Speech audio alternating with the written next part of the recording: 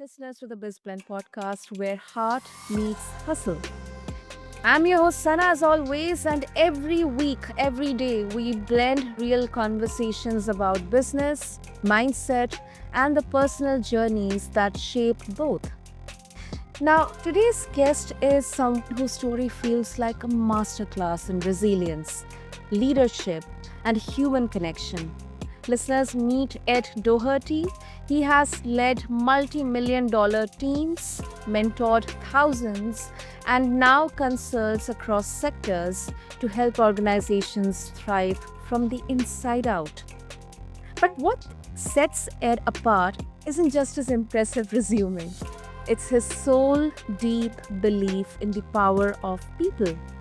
From working as an unskilled pipe fitter during the Vietnam War to running the Boston Marathon at 70, Ed's journey is packed with unexpected turns and hard won wisdom. His new book, Observations at the Speed of Life, is a rich tapestry of lessons, sometimes funny, sometimes deeply moving, that speak to the core of what it means to be a human and high performing as well. And today we are diving into a topic which is both near to my heart and increasingly vital in the business world: the connection between mental health and business performance. So grab your favorite cup of beverage or go for that walk, plug your earphones. Well, we are about to blend strategy with soul. So let's quickly dive into the conversation. So, Ed, welcome to the show, and it is an extreme honor to have you with us. Well, thanks for having me on. I'm all in on your goal of growing and thriving together. I see your podcast as a very cool mentoring platform. Thank you. Thank you, Ed, for your kind words. And Boston Marathon at 70. 70. That is super, super inspiring, Ed. Really, very much inspiring, especially for the current generation and for the upcoming generations as well. So let's talk about your story. I mean, they are deeply personal and often philosophical. So, in your experience, how has emotional resilience influenced your performance as a business leader and a mentor? Well, I think the expectations of a leader are that they have mental discipline, that they're mentally tough. But you can't buy that at a pharmacy. You can't get a prescription for that. That's something that you have to work on. And in my experience, I try to take away something from every failure. Um, you know, everybody's going to fail over and over and over, sometimes big, sometimes small. And if you fail and don't learn anything, you're going to fail the same way again. And if you fail and learn something, that won't happen again. In fact, it will enable you to leap over the next obstacle that you have. Yep. That's so true. That's so true. And you know, one thing which you mentioned is you try to learn from every obstacle, every adversity, and that is such an important um, takeaway or lesson to be learned from the journeys of so many guests I talk to on BizBlend, all of our shows, because often we, uh, that's how naturally our minds are wired, that we often get into that vicious loop of analyzing or understanding why it happened with us, why it happened with me, who did it to me, or why did I take that decision, why did I make that mistake. It's always, it's sometimes we judge so much ourselves, Yeah. but that time when we are judging ourselves, I think that time is the one where we can learn from our mistakes and make sure to become better versions of ourselves. Yeah, your eyes are in the front of your head for a reason. Um, Dwelling on the past too much. You need to learn from the past, but you don't need to dwell on the past. One of the stories that I tell, and this is in the book, is I was responsible for 56 restaurants in the Los Angeles area. Um, and my regional vice president wanted to visit some of my stores with me. So I picked him up in the car. We drove around Los Angeles, visited stores, inspected them, talked to the managers, talked on the ride between. And on the way back, because at that time I was driving about 1,000 miles a week, I stopped at this one gas station. I pulled into the exact same pump. I had my credit card in the visor. I had a receipt envelope ready to go. I get out, I get gas, I get back in. And as we were driving back to the office, the regional vice president said to me, Ed, after spending the day with you, what I think you do best in your job is get gas. Mhm. I don't have anybody else that gets gas as well as you do. He says, but if you Wow. don't more things good or better, you're just not going to make it. And so what happened is, obviously I failed that day, but what happened was I listened to him, and because of my attitude about accepting feedback, he started coaching and mentoring me, and instead of beating me up verbally, and gradually things got better, significantly better. And eventually they needed someone to take over the San Francisco region of this restaurant chain. And the guy who got gas was picked to do that. A few years later, that same regional vice president moved into the corporate office, and they needed someone to become the regional vice president. And the guy who just a few years before got gas as his top skill became the regional vice president. And I would tell you that if I didn't have the right attitude and have my eyes in the front of my head and accept feedback, my career might have been very different. Wow. Wow.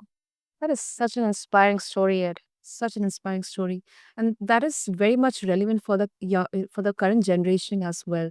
Because sometimes we become so much defensive in hearing a negative feedback, that we start to defend ourselves, and we get into that delusion that everything is fine with me. I don't need any kind of feedback. I'm doing everything right. So that's where that learning curve kind of, becomes stagnant, and the growth kind of slows down. So One of this my is such an cliches. inspiring. What? Go ahead. Finish. Mhm. Please go ahead, kid. Go ahead. One of my cliches is feedback is a gift. And in my experience of mentoring and supervising people for more than 50 years, I have found that there's two kinds of glass ceilings. There's the kind of glass ceiling that an organization installs, but the more common type is the kind that people put over their own head because they don't accept feedback. They think they're the smartest person in the room, and it's devastating. Talent doesn't determine success. It's an important fact of success. What determines success is persistence, resilience, and accepting feedback. Wow. Wow. I'm gonna write this down. Definitely. Beautiful. Beautiful, Ed. And another interesting, I've never come across this practice, that you have written weekly messages for your teams for over 40 years. Yeah. How have you seen mental health themes, like burnout, self-worth, or motivation? I think, before even it was a trend for people to talk about it, how have you seen all of these evolving in the workspace over time? Well, I think if you stop and think about what causes stress or what people struggle with, there's an old expression that starts at the top. And whether that's a family member or a leader, someone you look up to needs to be look upable too. Um, and so a good leader accepts the responsibility, I think, of the mental health of those who are put in his charge or her charge. I think it's I think it's an obligation.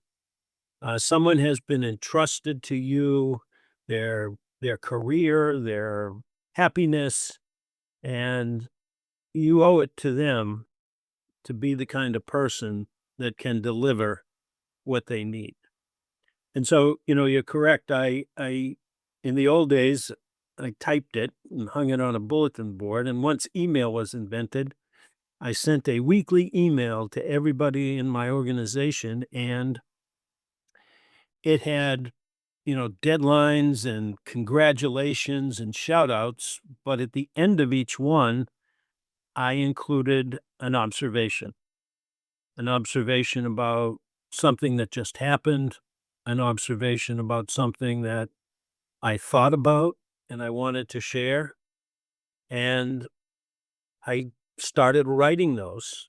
And when I left the employed world and became my own boss as a consultant, I continued to do that to my network. And eventually I took 60 of those and put them into a book. And some of them are, I can just give you the title and you know what it's about. So one of them is, I think managers get the employees they deserve. I think the cards are dealt. And if you are a good manager and you are a good leader, you'll have good people working for you eventually. And if you're not, you won't. Another one of my cliches is, it's hard to hide a good restaurant. It doesn't matter how far off the road is or how small the sign is. If it's a good restaurant, people will find it, and you can have a great location, busy street, but if you don't deliver, no one's going to go there. Love it. Absolutely. I mean, word of mouth is the most powerful marketing That's for tool. And sure. if I business, it's the most powerful marketing tool. Whether it's restaurant, whether it's a movie we are watching or something, we are consuming. Word of mouth, it every time. That's what I believe. I want to just reinforce that in the sense that it's the reason that managers get the employees they deserve is because word of mouth travels about leaders. And some people want to work for someone who's a great leader. I mean, they specifically seek out that kind of situation. I mean, stop and think about it. Do you grow at all if you work for a jerk? I don't think so. I mean, you might learn some hard lessons that benefit you down the road, and you might learn what not to do when you are a leader, but most people would prefer working for a great leader.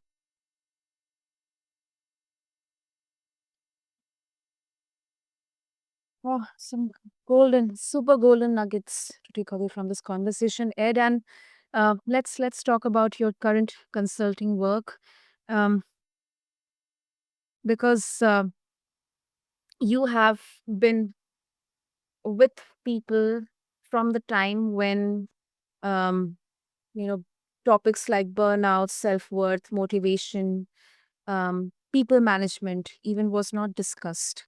So in your current work, Ed, what early signs do you look for that an organization might be experiencing a disconnect between employee well-being and performance outcomes?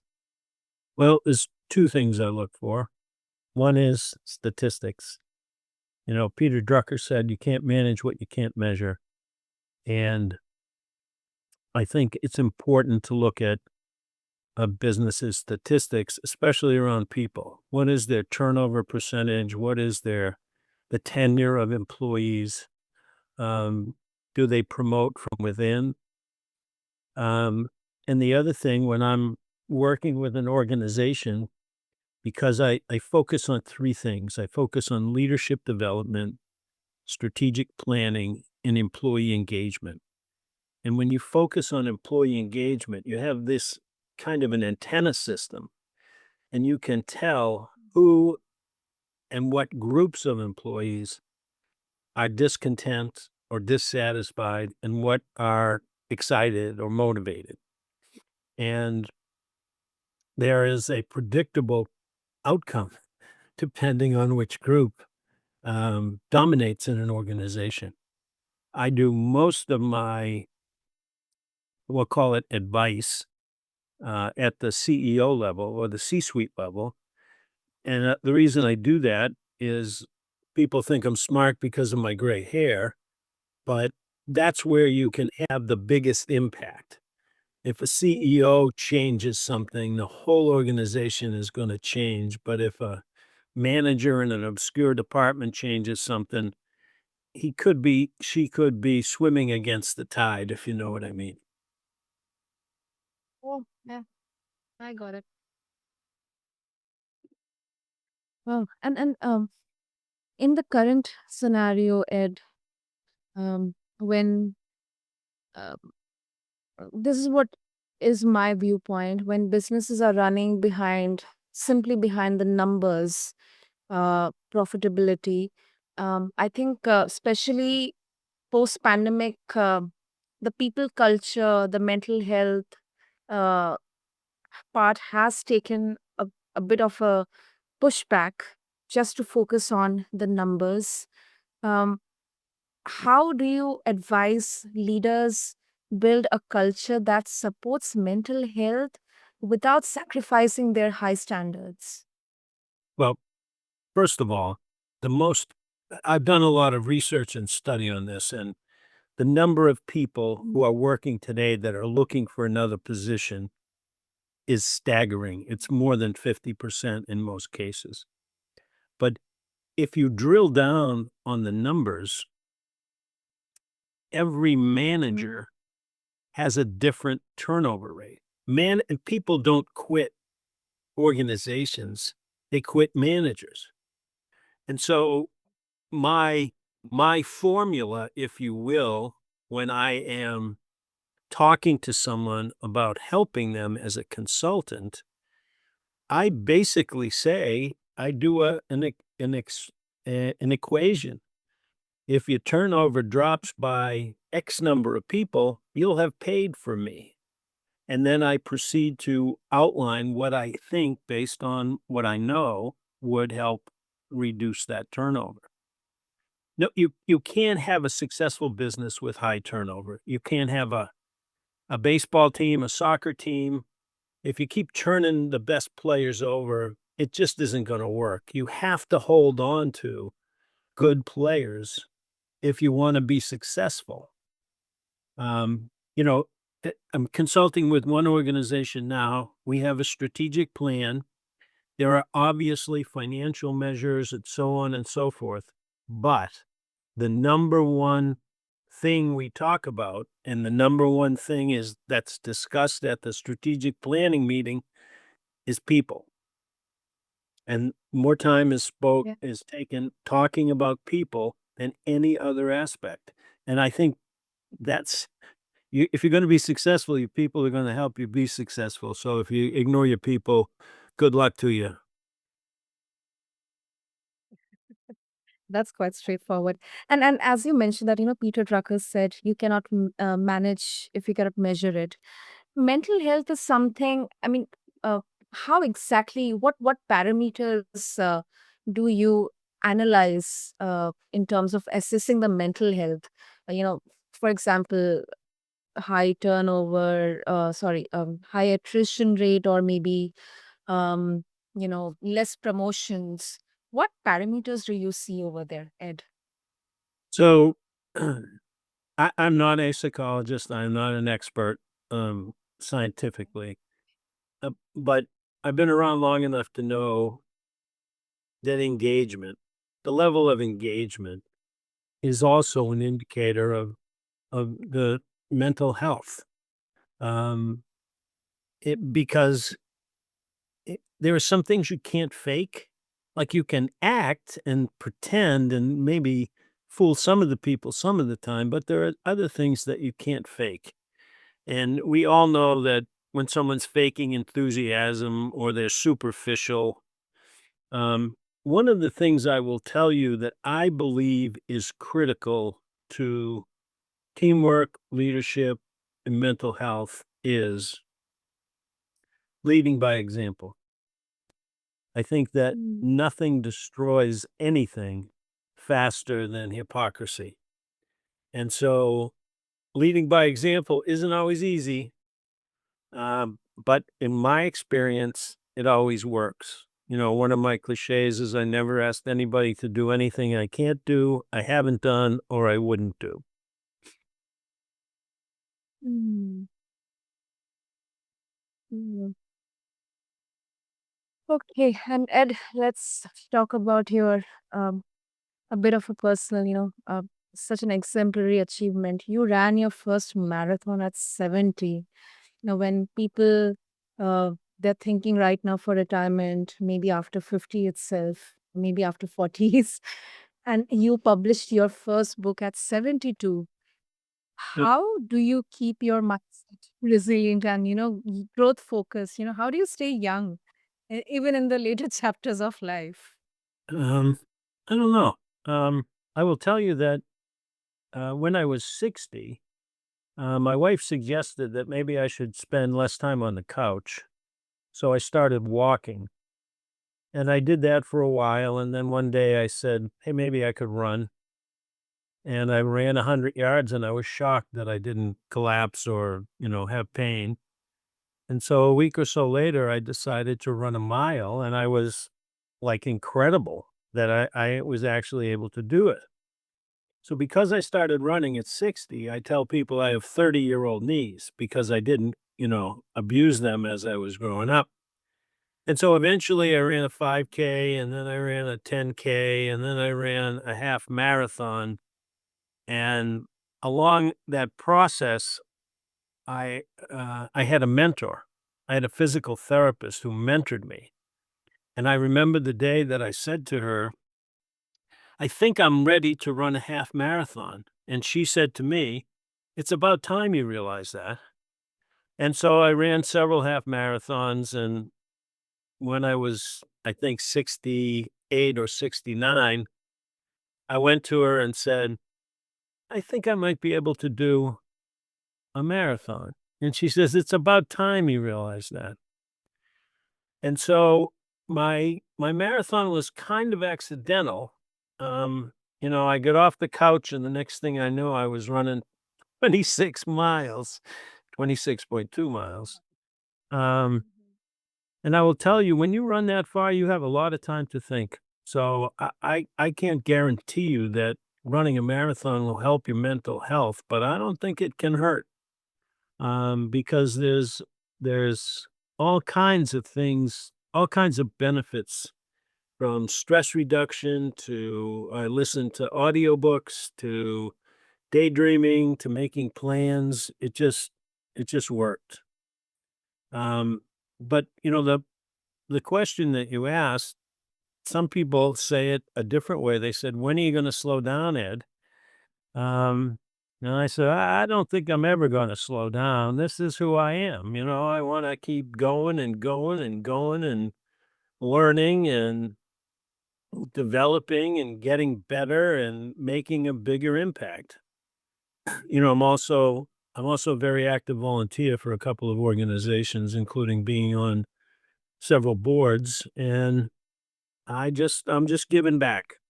And, one time someone asked me why I volunteered, and I said, don't tell anybody, but it's because of the way it makes me feel. And I think that people who don't volunteer are missing out on a huge resource, because volunteering makes you feel good about yourself. And that's kind of the key to mental health, in my opinion. Technically, it will, sound selfish, but I think, definitely there has to be an internal motivation because that itself gives that purity of goodness in volunteering. If you're helping yourselves, you're helping others as also, and vice versa. So that is really, really inspiring. Very much inspiring, Ed. Thank you. So if our listeners would like to connect with you and if they would like to get a hold of your new book, Observations at the Speed of Life, how they can do that, Ed? So, Observations at the Speed of Life is on Amazon. Um, you can also, I think, get it at my website, which is observationsatthespeedoflife.com. The book is also being published in Spanish, and I just finished narrating the book myself. And the reason I did that is people I haven't seen in years who've read the book say that they can hear me when they read it. And that's because I write like I talk. And so I didn't want someone else narrating my book, so I narrated it myself. Now I'm not a professional narrator, and I might have burped a couple of times in it, one of the stories, but if you get the audiobook, which I think will be released next month, you're gonna hear me, and that's kinda what I wanted. Oh, that is so heartwarming. That's so heartwarming. And I'll make sure to have all the links in the show notes. And Ed, thank you so, so much for inspiring me. And I'm very much confident all of our listeners are they are so inspired to get to know you, to get to understand the importance of people in business and also your story. It's such a powerful reminder that leadership isn't just about the bottom lines. It is about showing up. It's about being open to feedback, staying curious, and choosing growth at every stage of life. So thank you once again, sir. Thank you. Well, I'm honored to be a guest on a podcast that's trying to help people. So thank you for having me. And to all of my listeners, if you have ever questioned whether it's too late to begin again, this conversation is your permission slip. Whether you are building a business, leading a team, or simply trying to be a better version of yourself, you are not alone. So, take all the golden nuggets from today's conversation and make sure to refer to the show notes to find Ed's book, Observations at the Speed of Life. Check out the Audible version as well. And I highly recommend it because it is Ed speaking directly to you, talking directly to you as a wise mentor in your back pocket. Until next time, keep blending the business of life with the heart of who you are. This is your host, Sana, signing off from BizBlend. Thank you.